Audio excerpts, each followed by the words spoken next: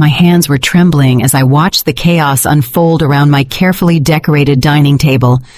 The Christmas lights I had spent hours stringing up now cast accusing shadows over the faces I thought I knew, faces that had lied to me, betrayed me, and destroyed me. You knew. My husband's voice cracked. All the color drained from his face as he stared at the man standing in our doorway. The man I had invited, the man whose mere presence was about to detonate a bomb that would destroy everything. I smiled. It wasn't a kind smile. It was the smile of someone who had spent 6 weeks planning this exact moment. 6 weeks swallowing poison. 6 weeks pretending I didn't know the truth that had been eating me alive from the inside. "Oh, honey," I said, my voice sweet as arsenic. "You asked me to be mature about it, and I am." The woman beside him, his precious ex, the one he had insisted needed to join our family Christmas Eve dinner, went as white as the snow falling outside. Her perfectly manicured hand flew to her mouth. She knew what was coming. She knew who was at that door. And that's when the real screaming began. But I'm getting ahead of myself. Let me take you back to where this nightmare truly started, to the moment my perfect life was revealed to be a beautiful lie, to 3 months ago when I still believed in happily ever afters, to the day I found the message. It was October the 15th. I remember the date because it was our 7th wedding anniversary. 7 years of marriage to Marcus Whitfield, the man I had loved since college. The man who had promised me forever under a blanket of stars at a lake house in the Adirondacks. The man who had held my hand through 2 devastating miscarriages and sworn we would have our family someday. 7 years, and I still felt butterflies in my stomach when he walked through the door. I had spent all day preparing our anniversary dinner, his favorite, herb-crusted rack of lamb, roasted potatoes, and asparagus. I had bought a new dress, a deep emerald green, the color he always said made my brown eyes look like jade. I had lit candles all over our house in the suburbs of Atlanta, Georgia. Everything was perfect. Everything was a lie. Marcus's phone buzzed on the kitchen counter while he was in the shower. I wasn't a snooper. I never had been. But something about the way it kept buzzing over and over, insistent and urgent, churned my stomach. The screen lit up with message previews from a contact saved as VH. "Can't stop thinking about last weekend. When can I see you again? Have you told her yet?" My hands went numb. The bottle of Cabernet Sauvignon I was holding slipped, but I caught it before it hit the floor. My heart hammered against my ribs, trying to escape my chest. This couldn't be what it looked like. There had to be an explanation. I unlocked his phone. I knew his passcode. It was our anniversary date. The irony would have been funny if I hadn't felt like throwing up. The messages loaded. I scrolled up, my eyes scanning words that felt like acid on my skin. "I miss your hands on me. She doesn't understand you like I do. Our place is to be together. It always has been." And Marcus's replies, "I know, I'm working on it. She's been so fragile since the 2nd miscarriage. I need to find the right time. Just be patient. You're the one I want. It's always been you." The phone dropped from my grasp, clattering onto the granite counter. I gripped the edge of the countertop to keep myself from collapsing. The room spun. The candles I had lit suddenly seemed to mock me, their cheerful flickering a cruel joke. I went back to the contact list. Victoria Hawthorne.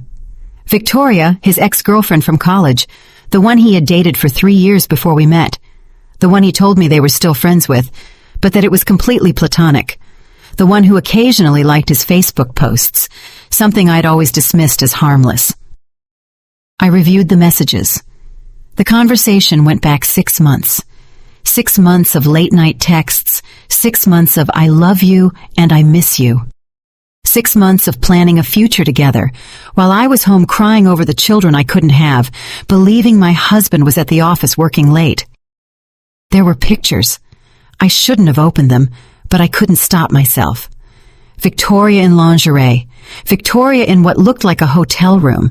Victoria wearing nothing at all. Her message underneath, "Waiting for you." And then I saw it. A photo of the two of them together. Marcus's arm was around her. They were at a restaurant. I recognized the Beltline Bistro downtown. I had suggested we go there for our anniversary, but Marcus said he was tired of the place. The date on the photo, October the 8th, 1 week ago. The shower stopped. I heard Marcus humming as if he didn't have a care in the world, as if he wasn't currently tearing my heart to shreds. I placed his phone exactly where it had been. My hands were steady now. Something cold had settled within me, freezing the panic, the hurt, the rage, not eliminating it, but locking it in ice, preserving it for later. When Marcus walked into the kitchen, a towel around his waist and water droplets on his shoulders, he smiled at me. That same smile that had made me fall in love with him at 19, that same smile that was now a weapon. "Something smells incredible," he said, kissing my cheek. His lips felt like ice on my skin. "Happy anniversary, sweetheart." I smiled back. I don't know how I did it, but I smiled. "Happy anniversary." We drank wine. He gave me a necklace, a simple gold chain with a pendant. I wondered if he had bought Victoria something more expensive. We made love that night, and I hated every second of it. I hated feeling his hands on me, hands that had touched her. I hated the words of love he whispered, words that meant nothing. But I didn't let him see. I played the part of the devoted wife perfectly because I needed time to think, time to plan, time to decide what to do with the information burning a hole in my chest. I didn't confront him yet. No. Instead, I became someone I didn't recognize. I became a spy in my own marriage. For the next 2 weeks, I documented everything. I set up a burner email account and forwarded myself screenshots of their conversations. I combed through our credit card statements and found charges at hotels, restaurants, a jewelry store where he bought her a bracelet that cost twice what he had spent on my anniversary necklace. I hired a private investigator. His name was Sam, an ex-police officer with kind eyes and a soft voice that couldn't quite hide the pity when I told him what I needed.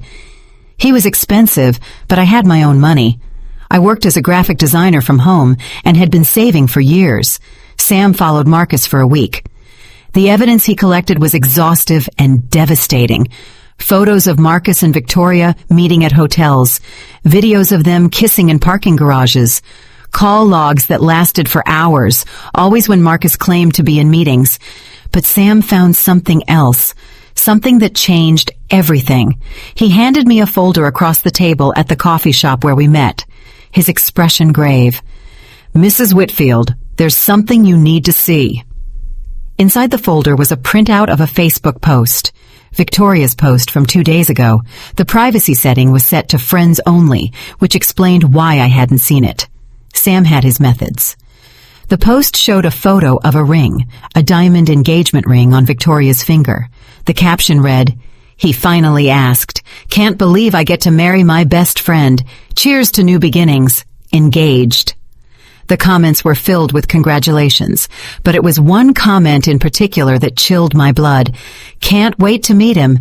Bring him to Sunday dinner."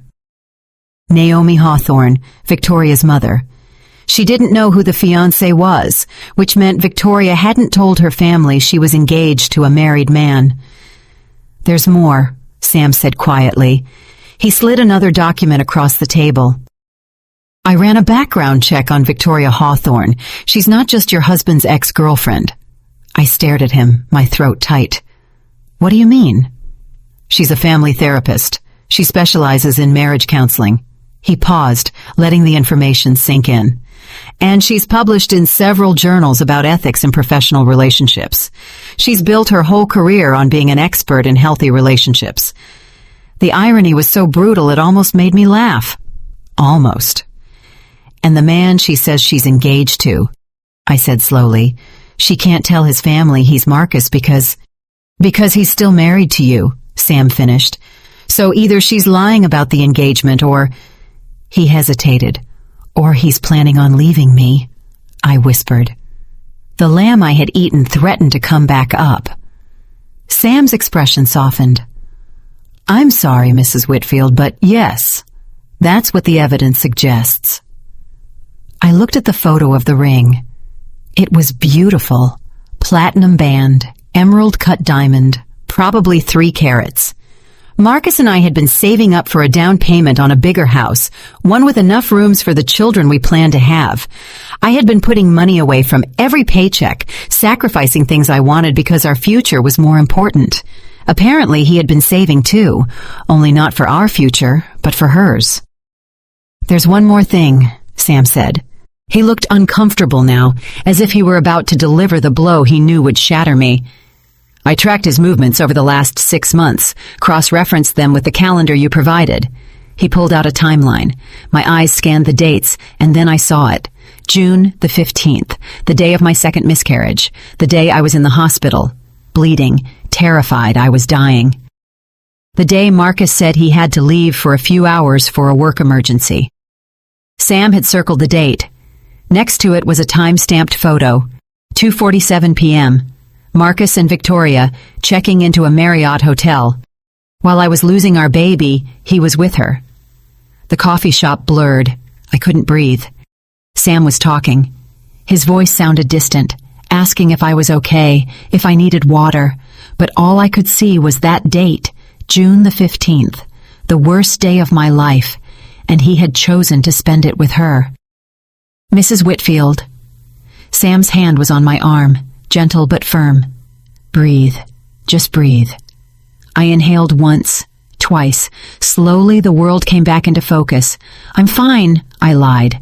I wasn't fine. I would never be fine again. But I was done crying, done breaking. Something hard and sharp was forming in my chest, taking the place of my shattered heart. "Thank you, Sam," I said, my voice steady. "This is exactly what I needed." He studied me for a long moment. "What are you going to do?" I gathered the documents, carefully sliding them back into the folder. "I'm going to find an attorney." And then I paused. An idea was forming, a terrible, perfect idea. "And then I'm going to wait." "Wait for what?" I smiled, and it felt wrong on my face, like I was wearing someone else's skin. "For the right moment." November the 1st. Marcus came home from work with Chinese takeout and an unusual energy. He was nervous. I could see it in the way he fiddled with the containers, the way he avoided my gaze. We sat down at the dining room table. He cleared his throat 3 times before speaking. "I wanted to talk to you about something," he began, stirring his lo mein with a fork. "About Christmas." I took a sip of water, watching him over the rim of my glass. "What about Christmas?" "Well, you know how we usually have a quiet Christmas. Just us, maybe your sister." My sister Lauren, who had planned to come this year with her husband James and their 2 children, my precious niece and nephew, who made the ache of my own childlessness a little more bearable. "Yes," I said carefully. Marcus took a deep breath. "I was thinking we could do something different this year. Open up our home to more people, make it more inclusive." Inclusive. I repeated the word. It tasted like ash. "I ran into an old friend from college recently," he continued, and the lie was so smooth, so practiced. "Victoria Hawthorne, you remember her, right? I've told you about her before." Oh, I remembered her. I had an entire folder dedicated to remembering her.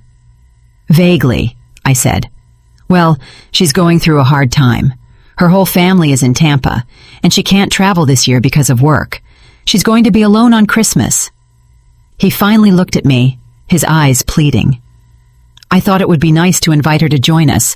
You know, spread a little holiday cheer. The audacity. The sheer, breathtaking audacity. He was looking at me as if I were a problem to be solved, as if my reaction were the obstacle between him and what he wanted. And what he wanted was to have us both at the same table, his wife and his mistress breaking bread, celebrating the birth of Christ. I could have screamed. I could have thrown the Chinese food in his face. I could have pulled out the folder of evidence and watched him squirm. But I didn't, because I had a better idea. An idea that had been forming since my meeting with Sam. An idea that required Marcus to believe he was getting exactly what he wanted. I set down my glass and folded my hands on the table. Of course, Marcus. He blinked. Of course, yes. If she's going to be alone for the holidays, she absolutely should join us. That's the spirit of Christmas, isn't it? Kindness, generosity. I smiled. I'll even cook something special. The relief on his face was palpable. He reached across the table and squeezed my hand. Thank you, babe. Thank you for being so understanding. This is why I love you. You have the biggest heart. I squeezed back. My smile never wavered. Of course, honey. I want you to be happy. And I meant it. I wanted him to be happy, right up until the moment I destroyed him. After dinner, while Marcus was watching television, I went up to our home office and opened my laptop. I had been doing research for the past few weeks, digging into Victoria's life the same way she had been digging into my marriage. I knew where she worked, the Family Wellness Center, a prestigious therapy practice downtown. I knew where she lived, a modern loft in Inman Park. I knew her routines, her favorite coffee shop, her gym. And I knew one more thing, something I discovered through a bit of creative social media stalking and a fake profile. Victoria was, in fact, engaged, but she had been keeping her fiancé very secret. No photos of him on her social media, no name mentioned, just that ring and vague references to my love and my future. The comments from her friends on the engagement post were telling. When do we meet this mystery man? Girl, you're keeping him under wraps. Must be someone special. Can't wait for the wedding. It'll be back in Tampa, right? Like you always planned. She was hiding him because he was mine. But what Marcus and Victoria didn't know, what they couldn't possibly know, was that I had gone further, much further. I had found Victoria's calendar, not her physical one, but her digital one. I'd synced it with her professional website's scheduling system, which had laughable security, a couple of educated guesses at the security questions. Her mother's maiden name was public knowledge, her first pet's name mentioned in an old college blog post. And I was in. And there, scheduled for November the 15th, was an appointment, dinner with family, presenting not Marcus. I cross-referenced the date with her emails. Yes, I'd gotten into those too. Turns out, people who lecture on ethics are often terrible at cybersecurity. The email was from someone named Alex Ramos. The subject line, "Can't wait to finally meet your family." I opened it, read it, and read it again. And then I started to laugh. Alex Ramos believed he was Victoria's fiancé.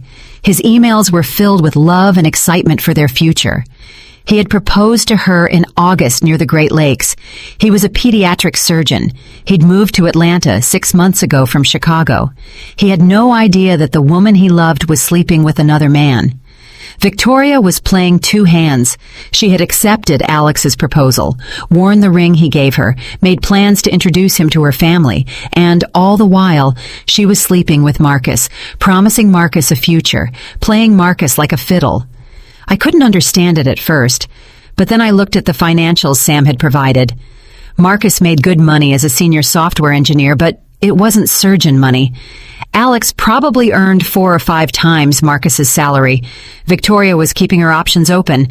Or maybe she was just a sociopath who enjoyed the game. In any case, she had made a mistake, a critical one. She had underestimated me. I looked at the calendar. November the 15th was 2 weeks away. Christmas was 6 weeks after that. I opened a new email in my anonymous account, the one I had created specifically for this purpose, and typed, "Dear Dr. Ramos, you don't know me, but I know you. More importantly, I know Victoria Hawthorne, your fiancée. I am writing because I believe you deserve to know the truth about the woman you plan to marry." I know this email sounds unhinged. You're probably about to delete it, but before you do, I want you to ask Victoria about Marcus Whitfield. Ask her who he is. Ask her where she was on October the 8th, October the 15th, October the 22nd. Ask her why she has 2 dinner reservations for Christmas Eve. You seem like a good man, Dr. Ramos. You deserve better than lies. If you would like proof of what I am telling you, reply to this email. Otherwise, I wish you luck. You're going to need it. Sincerely, a friend. I hovered the cursor over send. This was it, the moment of no return. Once I hit send, the dominoes would begin to fall. I clicked. The email vanished into the digital ether. I leaned back in my chair, my heart pounding. Phase 1 complete. Now all I had to do was wait. Alex Ramos replied in less than 3 hours. "Who are you? How do you know Victoria? What proof do you have?" I was ready for this. I had spent days preparing for this. I uploaded selected screenshots to a secure file-sharing service. Nothing too explicit. I wasn't trying to traumatize the man, but enough to show the truth. Time-stamped texts between Marcus and Victoria, photos of them together, the hotel receipts.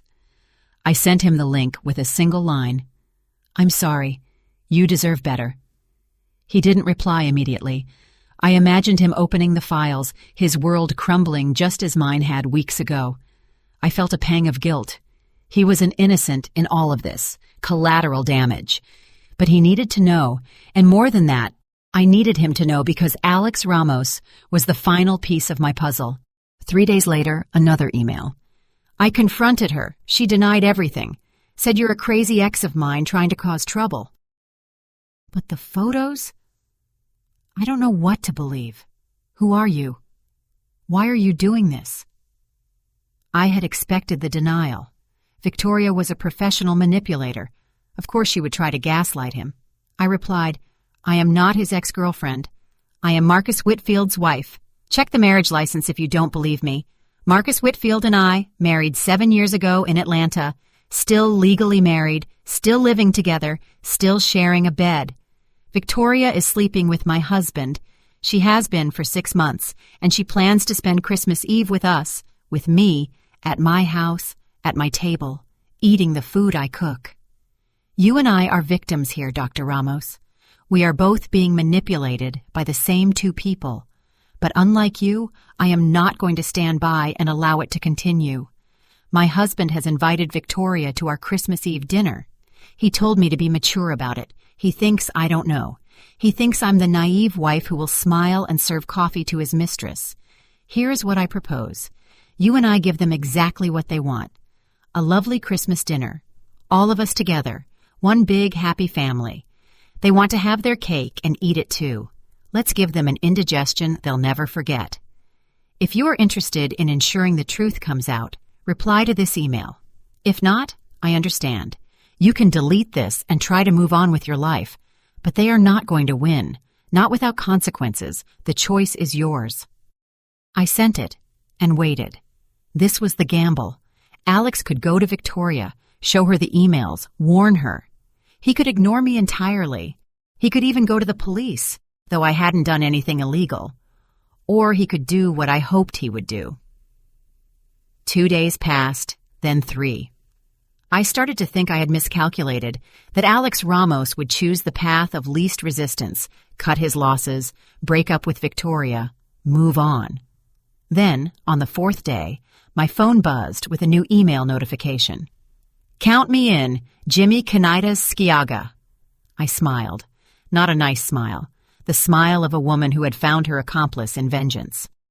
I replied with the details, the time, the address, what to expect. I told him to act surprised, to act devastated, not to hold back. His reply was short. "Trust me, I won't have to act." The weeks leading up to Christmas were surreal. I moved through them like an actress in a play, hitting my marks, saying my lines, all the while knowing the final act would bring the entire theater down. Marcus mentioned Victoria constantly now that he thought I was fine with it. He'd say things like, "Oh, Victoria recommended this great restaurant," or "Victoria and I loved this song in college." Every mention was a test. I realized he was gauging my reaction, seeing how far he could push it. I passed every test with flying colors. "That's nice, honey. How wonderful that you two reconnected. I can't wait to meet her." That last sentence made him pause. We were in the kitchen, and he was chopping vegetables for a stir-fry. His knife froze on the cutting board. "You have met her," he said carefully. "At the alumni barbecue a few years back, remember?" Yes, I remembered. Victoria had been there with some forgettable boyfriend and had barely spoken to me. She had spent most of the event talking to Marcus, laughing at his jokes, touching his arm. I hadn't thought anything of it then. I thought I was secure enough not to be jealous of an ex-girlfriend. God, how stupid I had been. "Oh, right," I said, loading the dishwasher. "I don't remember very well. There were so many people." "Well, you'll get to know her better on Christmas," Marcus said. He sounded pleased, genuinely pleased, that his wife and his mistress would be bonding over roast lamb. "I'm planning a proper feast," I said. "Lamb, ham, all the fixings. It's going to be a Christmas Eve to remember." "You're amazing, you know that?" He came up behind me, wrapping his arms around my waist. I felt nothing, less than nothing. His touch was like being embraced by a stranger. "I don't deserve you." "You don't," I agreed softly. He laughed, thinking I was joking. He kissed my neck and went back to his vegetables. I allowed myself a small smile. December the 15th. Victoria messaged Marcus. I knew because I had cloned his phone. Yes, I learned how to do that. There are tutorials for everything on the internet if you look hard enough. Victoria.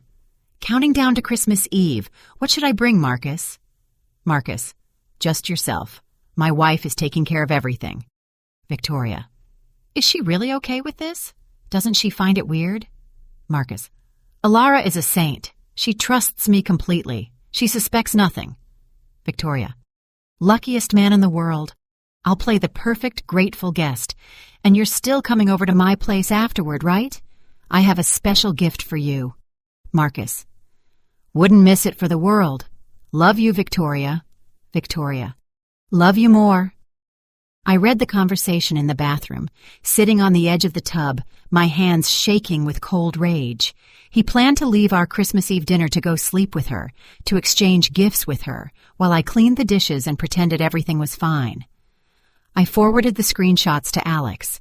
He replied immediately, I'm going to destroy them. Not yet, I typed back. Wait until Christmas Eve. It will be worth it. My sister, Lauren, called that week to discuss Christmas plans. I had been avoiding her calls, knowing she would hear something in my voice. Lauren and I were close, closer than most sisters. She had been my rock through the miscarriages, the one person who could make me laugh even on the darkest days. Hello, you ghost, she said when I finally answered. I was starting to think you were dead. I'm sorry, I said, forcing cheerfulness into my voice. Work has been crazy. Yeah, and how's Marcus? He's fine. Great, actually.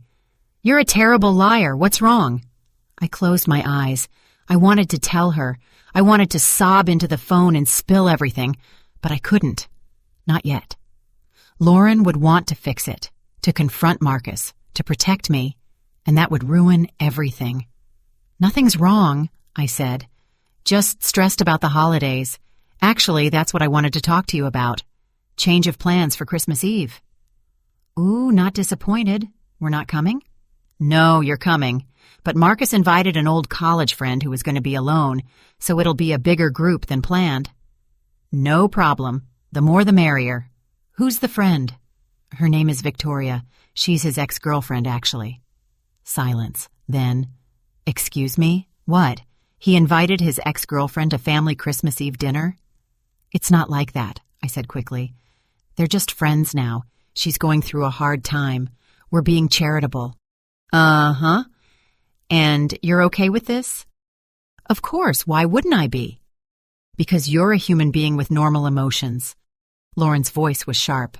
Alara, this is weird. You know that, right? It's fine, Lauren, I promise. If you say so. But if that woman steps out of line, I am going to say something. You've been warned.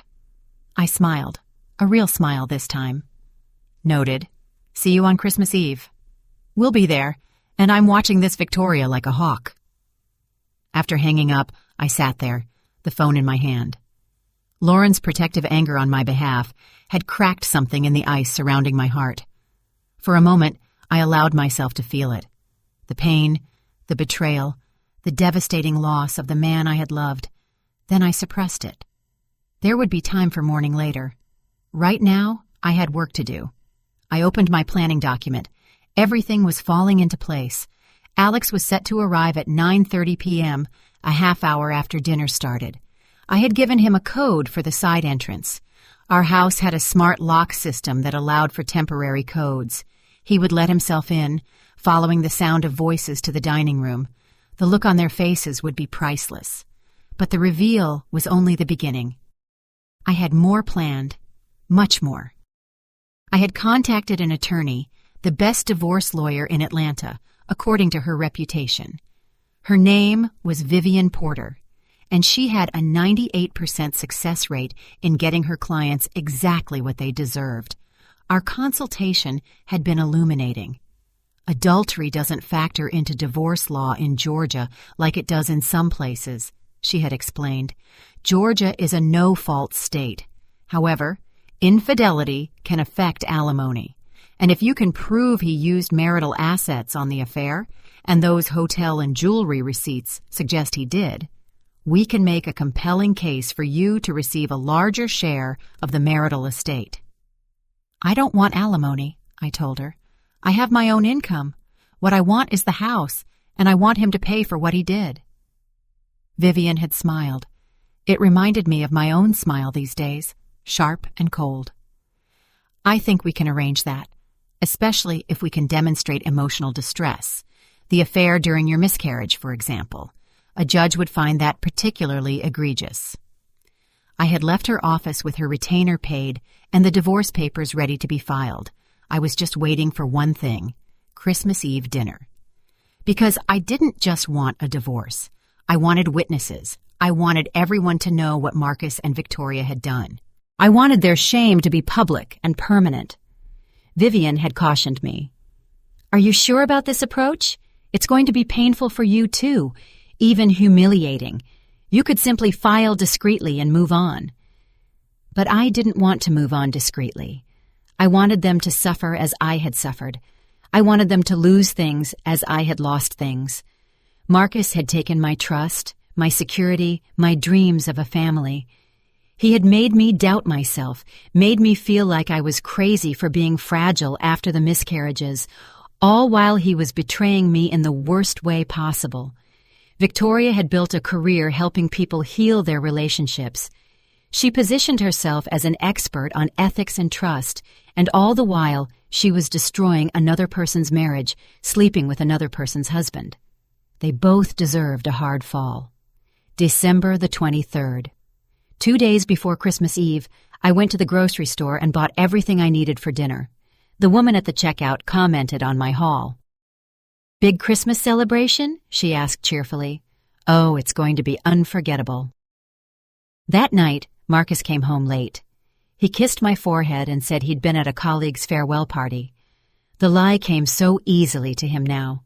I checked his phone later. He had been at Victoria's loft. They had sex, ordered Thai food, and exchanged early Christmas gifts. He had given her a trip to the Bahamas for New Year's. She had given him an expensive engraved watch. To my always and forever. The irony was that I had bought him the same watch for Christmas, a Rolex I had saved up for over a year. It was wrapped under our tree. Right then, I retrieved my gift from under the tree. That night, I carefully unwrapped it and replaced the watch inside with something else, the divorce papers. I rewrapped it, beautiful paper with silver ribbons. I placed it back under the tree and went to bed. Lauren, James, and the kids arrived on Christmas Eve morning. My niece Emma, who was 7, ran into my arms, and my nephew Luke, who was 5, showed me his new toy truck.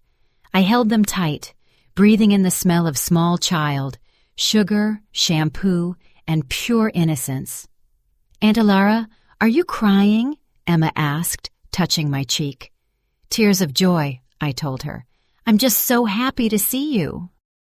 Lauren watched me with worried eyes over the tops of the children's heads. She knew me too well, but she didn't press. She just helped carry their suitcases and settled the kids into the guest room. That afternoon, we had a quiet dinner, just family. Marcus was attentive and sweet, the perfect host. He joked with James about football, played trucks with Luke, and complimented Lauren's new haircut. He was so good at this, at pretending, at being exactly what each person needed him to be. It made me wonder if I had ever truly known him. After the kids were put to bed, the adults sat in the living room with wine. The lights on the Christmas tree twinkled, bathing everything in a soft glow. Bing Crosby played softly on the speakers. It looked like a scene from a holiday movie.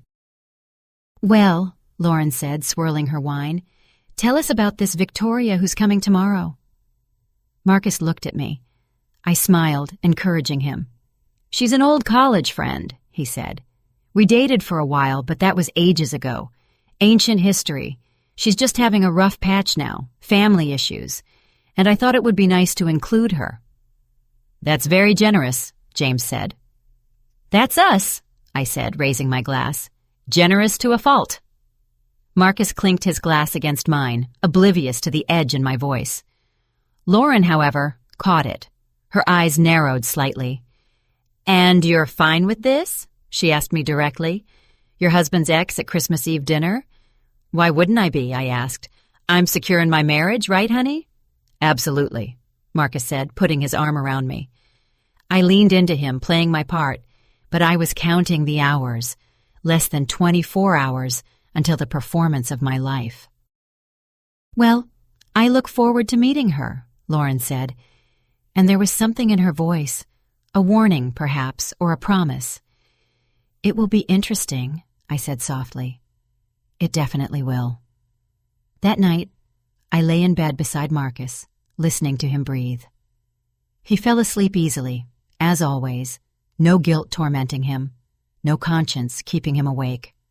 I, on the other hand, stared at the ceiling.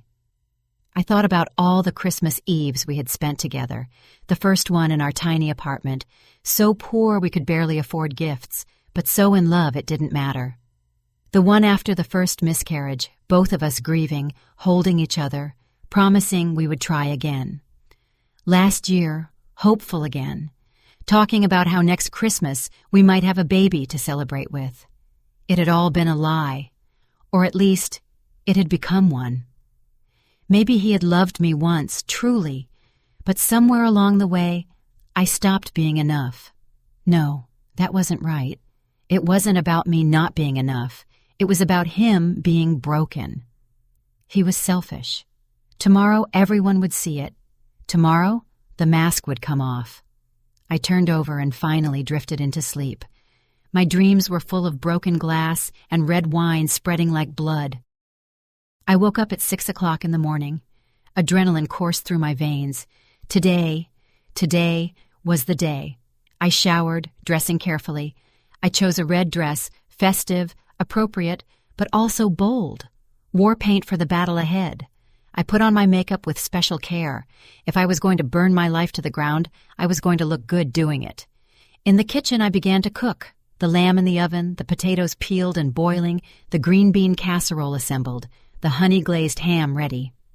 I moved through the tasks mechanically, muscle memory taking over while my mind jumped ahead to the evening.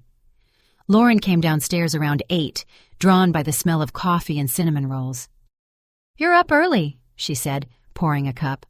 "Couldn't sleep, too excited," I said, and it wasn't entirely a lie. She studied me over the rim of her mug. "You would tell me if something was wrong, right?" I met her eyes. "Of course." "You look different. I don't know how to explain it, but you look like you're—" She trailed off, searching for the word. "Like I'm what?" "Like you're waiting for something." Smart, perceptive Lauren, always seeing too much. "I'm just tired," I said. "Holidays are stressful." She didn't look convinced, but just then, the children stampeded downstairs full of Christmas morning energy. And the moment passed. We opened presents. Emma got the doll she'd been asking for. Luke, a train set. Lauren and James exchanged gifts, smiling at each other with the easy affection of a solid marriage, the kind I thought I had. Marcus gave me jewelry, delicate, expensive earrings. I wondered if he'd picked them out himself or if Victoria had helped him. I thanked him, kissed his cheek, and handed him his gift. "Open it later," I said, "when you have time to really appreciate it." "Why not now?" he asked, shaking the box. "It's personal," I said, "just for us." He smiled, pleased, thinking it was something intimate. He set it aside. The morning passed in a blur of wrapping paper and laughter. I took photos, lots of them. Emma and Luke playing with their toys, the family around the tree, Marcus smiling, so happy, so unsuspecting. Evidence, all of it. Evidence of the before times, the last moments before everything changed. Lunch was casual, sandwiches and leftover pie. Then Lauren helped me in the kitchen while James took the kids to the park to burn off energy before the big dinner. "What time is Victoria getting here?" Lauren asked, chopping celery for the stuffing. 8 o'clock, dinner's at 9, and it's just going to be us, Marcus, and her. That's the plan, I said. A lie, but a necessary one. Lauren was silent for a moment, then said, "I don't like this. I know I said that already, but I genuinely don't. What kind of woman accepts an invitation to spend Christmas Eve with her ex-boyfriend and his wife? The kind who has nowhere else to go," I suggested. "Or the kind who wants something she can't have," Lauren countered. She pointed the knife at me. "I'm watching her. If she gives Marcus the side eye once, I'm putting her in her place. I'm serious, Alara. You're sometimes too nice, too trusting." If she only knew. If she only knew I was no longer nice or trusting, but something else entirely, something cold and calculating and bloodthirsty. "Let me handle it," I said. "Please, just trust me." She sighed. "Fine, but I reserve the right to say, 'I told you so,' if this goes south." "Duly noted," I said, and focused on the lamb. The afternoon crawled by with agonizing slowness. I set the table with our best china, the set my grandmother had given us for the wedding. White plates with a gold trim, crystal glasses, and silver flatware I had polished until it shone. I set 8 places. Marcus noticed. "8?" he asked. "It's only 6 of us, right? You, me, Lauren, James." "Ah, 7 with Victoria." "And the 8th?" I said. "I always set an extra place, an old tradition, just in case of unexpected guests." He shrugged and went back to watching football. At 7:30 p.m., I checked my phone, a text from Alex. "On the way, parking down the street, waiting for your signal," I replied. 9:30 p.m., not a minute sooner. "And Alex, thank you." "Don't thank me yet. Thank me after I make them pay." At exactly 8 o'clock, the doorbell rang. Marcus jumped up. I saw the flash of excitement in his face before he smoothed it out into something more appropriate. "Must be Victoria," he said casually. "I'll get it." I walked slowly toward the door, savoring the moment. This was it, the beginning of the end. I opened the door. Victoria Hawthorne was on my porch, and she was stunning. I had seen her photos, of course, but in person, she was even more striking. Tall, slender, with dark hair styled in perfect waves. She wore a cream-colored sweater and dark jeans. Casual, but expensive. She held a bottle of wine and a bouquet of flowers. "Hello," she said, a warm, practiced smile on her face. "You must be Marcus's wife. I'm Victoria. Thank you so much for having me." I took in every detail, the way her eyes were a little too bright, too alert, the slight tension in her shoulders, the expensive engagement ring on her left hand that she had left on. A power play, perhaps, or a test. "Come in," I said, stepping aside. "We're thrilled you could make it." She stepped into my house, bringing with her the cold air and the scent of designer perfume. Marcus appeared in the hallway, and I watched them look at each other. It was brief, only a second, but I saw it. The longing, the familiarity, the shared secret. My smile never wavered. "Victoria," Marcus said, stepping forward to give her a hug. It was quick, appropriate, but I saw his hand linger a moment too long on her back. "I'm so glad you could come." "Thank you again for the invitation," she said. Then she turned back to me. "Your home is lovely." "Thank you," I said. "Let me take your coat. Marcus, get Victoria some wine." I hung her coat in the closet, expensive cashmere, I noted, and led her into the living room, where Lauren and James were wrangling the children. "Victoria, this is my sister Lauren, her husband James, and their children, Emma and Luke." Lauren stood up, and I watched her assess Victoria with a critical eye. They shook hands. "Nice to meet you," Lauren said, her tone polite but cool. "You too," Victoria said. "Your children are adorable." The small talk flowed. Victoria was good at this, charming, attentive, asking all the right questions. She complimented the decor. She admired the tree. She played briefly with the children, who instantly fell for her. Marcus watched her with barely disguised adoration. It was sickening. At 9 o'clock, I announced that dinner was ready. Everyone moved into the dining room. I had spent hours making it perfect. Candles and silver candelabras, a centerpiece of greenery, the food laid out like a feast. "This is incredible," Victoria said, taking her seat. Marcus had strategically placed himself beside her, across from me. Lauren was on my right, her eyes still sharp and watchful. We served the food, passed the dishes, and filled the wine glasses. Everything was so civilized, so normal. Marcus raised his glass. "I'd like to make a toast to family, to friends, and to the spirit of Christmas, and to my wonderful wife, who put all of this together." "To your wife," Victoria repeated, meeting my eyes. There was a challenge there. She was enjoying this, enjoying sitting at my table, eating my food, all while sleeping with my husband. I smiled back. "To new beginnings," I said. We clinked glasses. We ate. The food was perfect. The lamb juicy, the sides flavorful, all synchronized with precision. "So, Victoria," Lauren said, her voice conversational. "Marcus mentioned you're a therapist." "I am," Victoria said. "I specialize in family and couples counseling." "How ironic," Lauren murmured, just loud enough for me to hear. "It's very rewarding work," Victoria continued. "I help people navigate difficult relationship dynamics, communication issues, trust issues." Infidelity. The last word hung in the air. Was she provoking me, or was she simply oblivious to the irony? "Infidelity must be a difficult subject to treat," I said. "I mean, helping people rebuild trust after a betrayal." Victoria nodded. "Trust is the foundation of any relationship. Once it's broken, it's very hard to repair." "And do you believe it can be?" I asked. "Repaired." She considered it.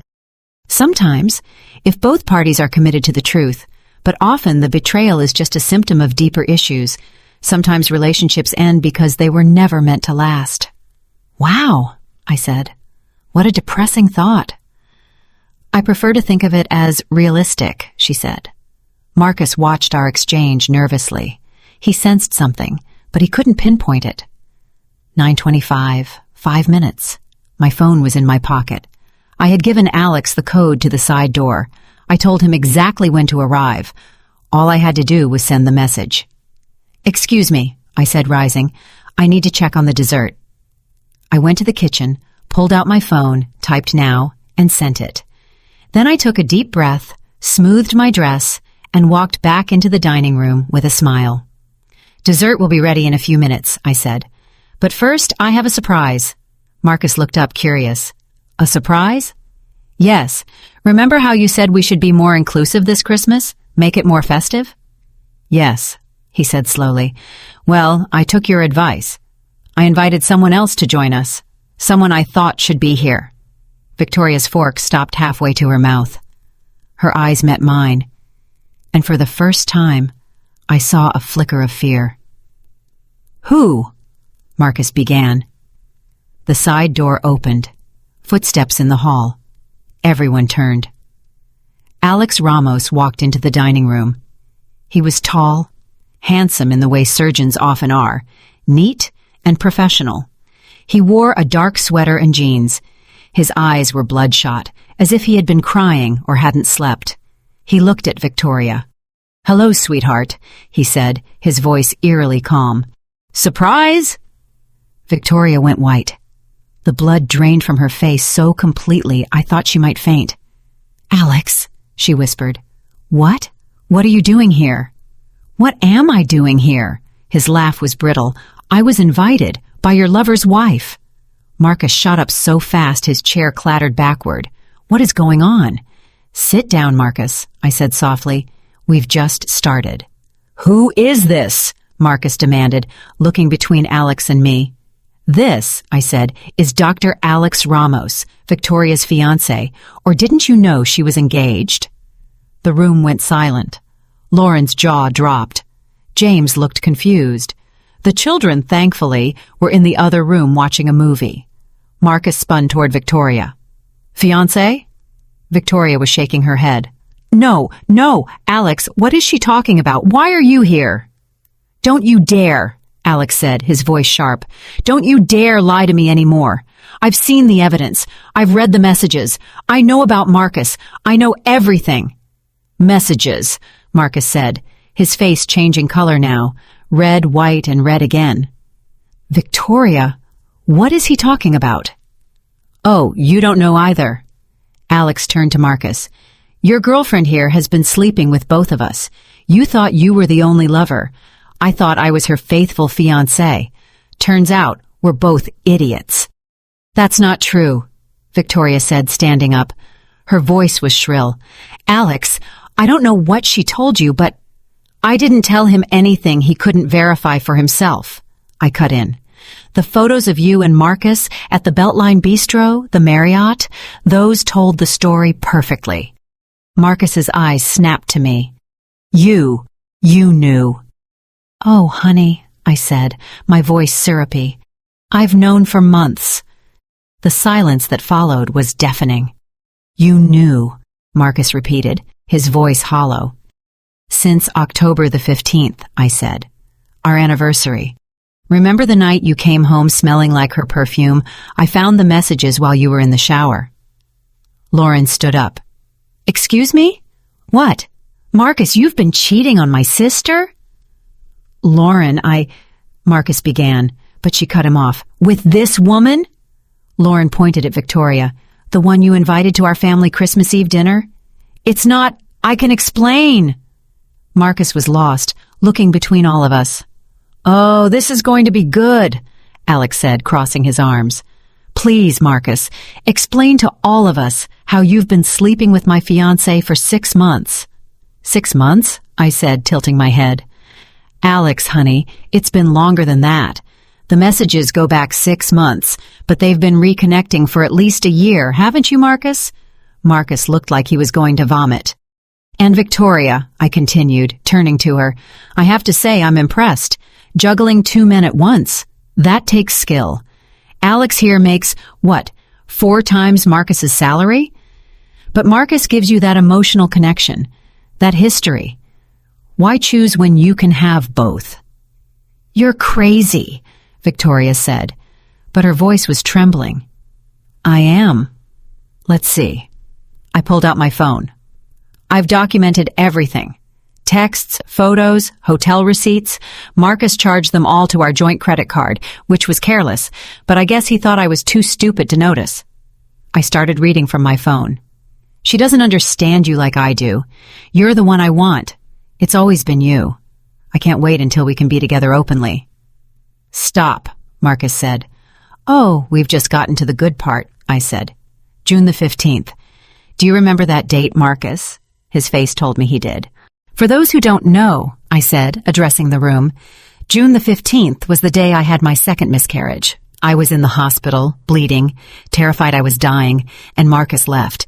He said he had a work emergency." I pulled up the photo on my phone and held it up. "This is Marcus and Victoria checking into the Marriott at 2:47 p.m. while I was losing our baby." Lauren gasped. James swore. Even Alex looked stunned. Marcus's face fell apart. It wasn't like that. I was distraught. You needed to screw your ex-girlfriend while your wife was in the hospital," I finished. "Say it. Be honest for once in your miserable life." "My God," Lauren said. She moved to my side, her hand on my shoulder. Marcus looked at me. He truly looked at me, and I saw the moment he realized he didn't know me anymore. "Why?" he asked. "Why didn't you say anything? Why go through all this?" "Because," I said, my voice cold, "you needed to understand what it feels like to be blindsided, to have your reality shattered in front of witnesses, to have everyone you care about see you for who you really are. I walked over to the Christmas tree, picked up his gift, came back, and handed it to him. "Open it," I said. "No, really, open it." With trembling hands, he unwrapped the gift. The divorce papers spilled onto the table, scattering among the dinner plates. "Merry Christmas," I said. "You've been served." Victoria moved toward the door, but Alex blocked her path. "Where do you think you're going?" he asked. "This is insane," she said. "You're all crazy. I'm leaving." "Not yet," I said. "We're not finished. You see, there's one more thing." I pulled out another envelope. This one was addressed to the Georgia Board of Examiners of Psychologists. "This," I said, "is a formal complaint against Victoria Hawthorne, licensed professional counselor, for ethical violations, specifically for engaging in behavior that brings disrepute to the profession. I've documented your affair with Marcus, including dates, times, and places. I've also included testimony about how you used your professional knowledge to manipulate him, how you advised him to conceal the relationship from his fragile wife." Victoria's face was gray. "You can't. They'll revoke my license. Or at the very least, suspend it," I finished. "You should probably look for a new career, Victoria. Maybe something that doesn't require ethics." "You!" Victoria hissed. "Watch it," Lauren said, stepping forward.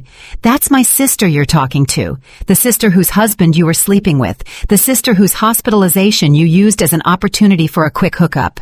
Alex laughed, a sharp, bitter sound. "And to think I was going to marry you. God, what an idiot I am." "Alex, please." Victoria turned to him, tears starting to well up. "I love you. He means nothing to me. It was a mistake." Alex held up a hand. "Just stop. I've heard enough lies." He pulled the engagement ring from his pocket. He must have retrieved it from her loft and dropped it onto the table. It bounced once and landed in the gravy boat. "We're done. And before you try to salvage anything, you should know I've already called your mother. I told her everything. She's very disappointed." Victoria made a choked sound. "How does it feel?" I asked her. "To have your life destroyed in front of an audience? To have people you can't control know all your secrets?" She didn't answer. She just grabbed her purse and ran for the door.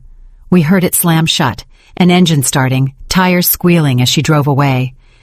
Alex stood there for a moment, looking lost. "I'm sorry," he said to me. "I'm sorry you had to go through this." "Thank you for coming," I said. "I know it wasn't easy." "They deserved it," he said. "They both deserved it." He looked at Marcus, who was still standing there, holding the divorce papers. "You're a coward and an idiot. I hope you realize what you lost." Then Alex left too, walking out with more dignity than he'd arrived with. That left Marcus and me, and Lauren and James, witnesses to the carnage. "Get out," I told Marcus, my voice low. "This is my house," he said. But there was no fight in his voice. "This is my house," I corrected. "Check the deed. My grandmother left me the down payment. The house is in my name. And according to the divorce papers you're holding, I keep it, along with half of everything else, including what you spent on Victoria. You can't." "I have a very good lawyer who says I can. And I have proof you used marital funds for your affair, which gives me leverage. You have two options. Sign the papers and accept my terms, or fight me in court and have all of this become public record. Your choice." Marcus looked around the dining room, the beautiful table I had set, the food that had grown cold, the wine glasses, some empty, some full, the gravy boat with a diamond ring sparkling in it. "I never meant to hurt you," he said. "But you did," I said. "You devastated me. And you didn't even have the decency to tell me the truth. You made me the fool, the naive wife who didn't know her husband was cheating. You made me cry alone for our babies while you were with her." My voice broke on the last word. The ice that had encapsulated me was starting to fracture. "I'm sorry," he whispered. "Sorry isn't enough," I said. "Now get out of my house." He looked like he wanted to say more, but Lauren stepped forward. "You heard her. Get out." James stood up too, silent but imposing. Marcus was outnumbered, outmaneuvered, and he knew it. He gathered the divorce papers, walked into the hall, and grabbed his coat. At the door, he turned back. "I love you," he said one last time. "I don't believe you," I said. "I don't think you know what love is." The door closed behind him. The sound echoed through the house, and then, finally, I broke. I collapsed into a chair, my hands covering my face, and I sobbed. All the pain I had been holding in for months poured out. Lauren was there immediately, her arms around me, holding me together as I fell apart. "I got you," she whispered. "I got you, little sister. You're safe now." James disappeared, and I heard him talking to the children, keeping them occupied. Sweet James, always knowing what to do. I cried until I had nothing left, until my throat was raw, and my eyes were swollen, and my chest ached from the force of it. Finally, I looked up. "I'm fine," I said. "You're not," Lauren said softly. "But you will be." I looked around the dining room. The beautiful table I had set, the food that had grown cold, the wine glasses, the gravy boat with a diamond ring glittering in it. "What a mess." "Yes," Lauren nodded. "But you did it. You stood up for yourself. You made them face the truth. Was it worth it?" I asked. "Or did I just destroy everything out of spite?" Lauren was silent for a moment. Then she said, "What did they leave you with? A husband who didn't love you? A marriage that was a lie? A future built on betrayal? You didn't destroy anything worth keeping. You just cleared the path for something better." I wanted to believe her. I wanted to believe that this pain had a purpose, that the ashes of my old life would nourish something new. But in that moment, sitting among the wreckage of Christmas Eve dinner, I just felt empty. June the 15th, the anniversary of my second miscarriage, the anniversary of Marcus's worst betrayal. But this year, it meant something different. I stood in front of the bathroom mirror in my newly renovated master suite, my suite now, in my house, and barely recognized the woman staring back. I was thinner, sharper somehow. Her eyes held something they hadn't before. Not exactly hardness, but a kind of clarity. The clarity that comes from watching your illusions burn. 6 months since that Christmas Eve dinner. 6 months since I detonated my life and watched the pieces scatter. The aftermath had been brutal. Marcus had signed the divorce papers within a week. He didn't really have a choice. Vivian Porter had been relentless.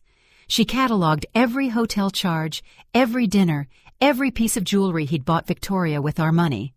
In the end, Marcus left with his car, his clothes, and about 30% of our assets. I kept the house, the savings, and my dignity. He tried to apologize a couple of times in those first few weeks. Long emails I deleted unread, voicemails I trashed. He showed up at the house once, and I called the police. After that, all communication went through the attorneys. I heard through mutual friends that he had tried to reconcile with Victoria after everything blew up. Apparently, he showed up at her loft with flowers and apologies, talking about how they could finally be together now that everything was out in the open. She had slammed the door in his face. Because Victoria had her own problems, the ethics complaint I had filed had triggered an investigation by the Georgia Board of Examiners of Psychologists. They found that she had been conducting therapy sessions while actively maintaining an affair with a married man, a clear violation of the ethical standards she had sworn to uphold. Her license was suspended for 2 years, and she was required to undergo her own therapy and ethics training before she could reapply. Her practice had tanked. The Family Wellness Center had terminated her contract immediately. They couldn't afford the scandal. Her professional reputation, built over a decade, was destroyed in a matter of weeks. She had left Atlanta.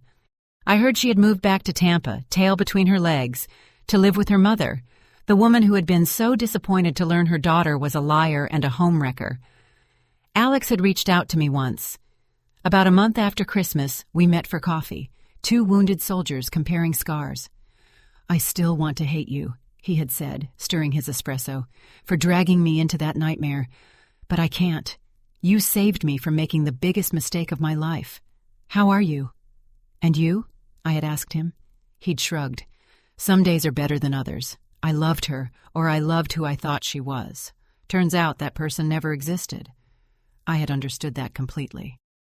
"And you?" he had asked. "Any regrets?" I had thought about it. I really had. "No," I finally said. "I regret the marriage. I regret wasting 7 years on someone who didn't deserve me. But the dinner, the exposure, they needed to face consequences. People like that only stop when someone forces them to." Alex had nodded. "For what it's worth, I think you're incredibly brave." Brave or crazy, maybe both. The best people usually are. We had parted as friends, or at least allies, bound by the shared experience of being betrayed by the same two people.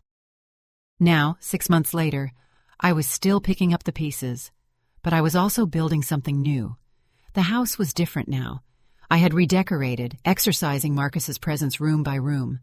The bedroom we had shared was now a sanctuary of soft grays and blues, with new furniture and new bedding he had never touched. His office had become my art studio. I had started painting again, something I had given up years ago because Marcus always needed the space for his gaming rig. I had stopped taking freelance graphic design jobs and had started my own design agency. Small, just me and 2 employees for now, but it was mine, built on my terms, and it was thriving. Therapy had been essential. I started seeing Dr. Elena Rodriguez, and the irony of seeing a couples therapist, after all, that was not lost on me. Only 2 weeks after Christmas, she had helped me untangle the mess of emotions, the trauma of the betrayal, the complicated grief of losing not just a husband, but the future I had imagined. "You're mourning a death," she had told me in one of our first sessions. "The death of your marriage, yes, but also the death of your trust, your innocence, your belief in the story you'd been telling yourself about your life." She was right. I had been mourning, but slowly, painfully, I was also healing. Lauren had been my rock through it all. She stayed for a week after Christmas, helping me pack Marcus's things, holding me when I cried, forcing me to eat when food tasted like ash. She called every day for months just to check in, to make sure I was okay. "I'm so proud of you," she told me last week. "What you did took guts. A lot of women would have just swallowed it, would have pretended everything was fine, would have let themselves be destroyed in silence. Not you. You fought back. I had fought back, and I had won. But the victory sometimes felt hollow, especially on the hard days, because the truth was, I hadn't wanted to be a warrior. I had wanted to be a wife, a mother, a woman with a simple, happy life. But that life had been a lie, and this life, messy, painful, and real, was mine." My phone buzzed. A text from an unknown number. My stomach clenched. Sometimes Marcus tried to contact me from different phones, but when I opened it, it wasn't him. "Hi, I know this is weird, but I wanted to thank you. My name is Jennifer. I was dating Marcus. Was is the key word. He never mentioned he was recently divorced until I found your number in his blocked contacts and did some digging. When I confronted him, he tried to lie, but I found the divorce records. I just wanted you to know I saved myself a lot of trouble thanks to your paper trail. Thank you for being brave enough to document everything." I stared at the message for a long moment. Then I replied, "I'm sorry you had to deal with him, but I'm glad you found out before he could do any real damage. Good luck." So Marcus was already trying to rewrite history, already looking for the next victim.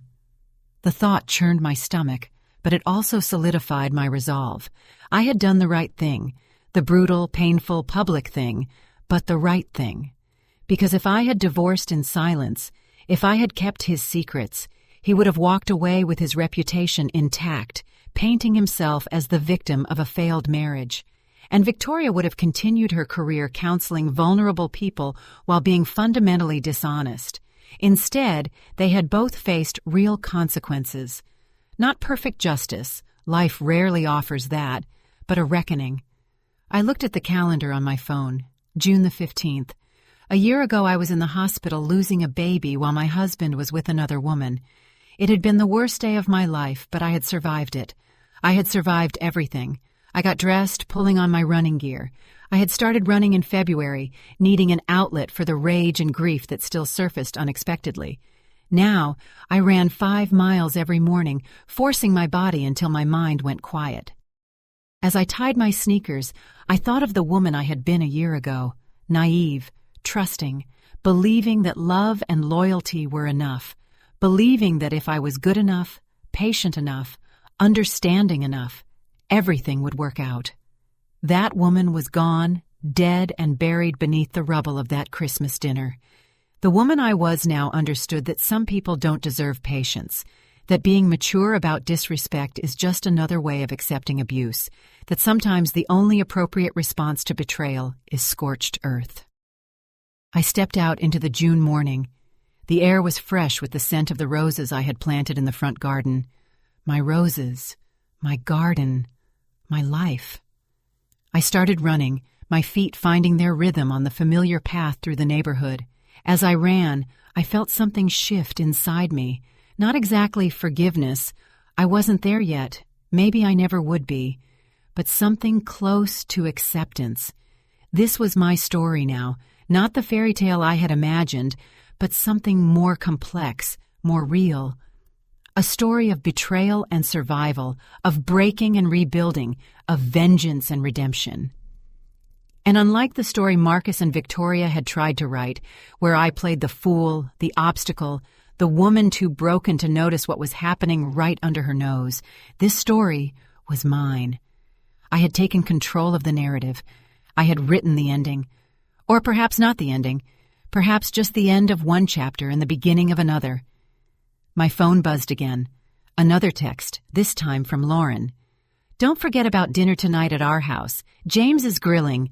The kids miss their cool auntie." I smiled. Cool auntie, I liked the sound of that. I replied, "Wouldn't miss it. Bringing wine. Make it the good stuff. We're celebrating." "Celebrating what?" Lauren texted back. 6 months divorced. 6 months of not taking any crap. 6 months of being the strong, independent woman I always knew you were. Tears pricked my eyes, but they were good tears. Tears of gratitude. I ran faster, pushing myself harder, feeling my heart pound and my lungs burn, feeling alive in a way I hadn't been in years. Because that's the thing about betrayal. It can destroy you, yes. It can reduce you to nothing, leave you questioning everything you thought you knew about yourself and the world. But it can also forge you into something stronger, something unbreakable. Marcus had thought I was fragile. He had used my grief, my vulnerability, my trust as weapons against me. He had completely underestimated me. I rounded the corner back toward my house, slowing down to cool off. A car was parked out front, a silver sedan I didn't recognize. My guard immediately went up, but then the driver's door opened, and a woman stepped out. She was young, perhaps 25, with red hair and nervous eyes. She stood by her car, clearly waiting for me. "Can I help you?" I asked, wary. "Are you Alara Whitfield?" she asked. "Well, Alara. Not Whitfield anymore, I guess." "I'm Alara," I said carefully. "Who are you?" "My name is Anna. This is super awkward. I'm friends with Jennifer, the woman who texted you this morning. She told me what Marcus did to you, what he did to both of you, I guess. And She took a deep breath. "I work at the Beltline Bistro. I was a server there last year, and I saw Marcus come in all the time with a woman who wasn't you. I even waited on them a couple of times. They were always very intimate. And I remember thinking how sad that he was obviously cheating." My heart was racing again, but not from the run. "I didn't know what to do," Anna continued. "I didn't know you. I didn't know how to tell you, and honestly, I thought it wasn't my business. But then Jennifer told me what happened, how you exposed him, and She pulled out her phone. "I took photos of them together. I don't know why. I guess part of me thought someone would need proof someday. I saved them." She held out her phone to me. I looked at the screen. There were Marcus and Victoria in a private booth at the Beltline Bistro, his hand covering hers on the table, both of them laughing. The date, March of 2022. Over a year and a half earlier, months before I thought the affair had even